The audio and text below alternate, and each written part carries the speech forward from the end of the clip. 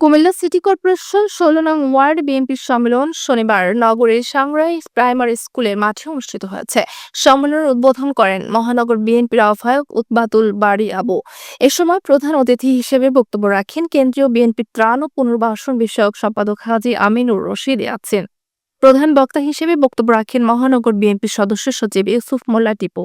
বিএনপির কেন্দ্রীয় নির্বাহী কমিটির সদস্য মোহাম্মদ সৈয়দ জাহাঙ্গীর আলম এর সভাপতিত্বে ও প্রফেসর হাবিবুল্লাহর সঞ্চালনায় সম্মেলনে অতিথি হিসেবে উপস্থিত ছিলেন মহানগর বিএনপির যুগ্ম আহ্বায়ক ভিপি জসিম রাজুর রহমান রাজি, আতাউর রহমান ছুটি, মামুনুর রশিদ মজুমদার, অ্যাডভোকেট হোসেন মিয়া, শহীদুল্লাহ রতন, শওকত আলী বকুল, ভিপি মাহবুবুর রহমান দুলাল, ভিপি নজরুল ইসলাম, নগরীর ১৬ নং ওয়ার্ড স্বেচ্ছাসেবক দল নেতা মোহাম্মদ ইফরানুর হক মাসুম, কুমিল্লা দক্ষিণ জেলা স্বেচ্ছাসেবক দলের সহসভাপতি সৈয়দ মেহরাজ প্রমুখ।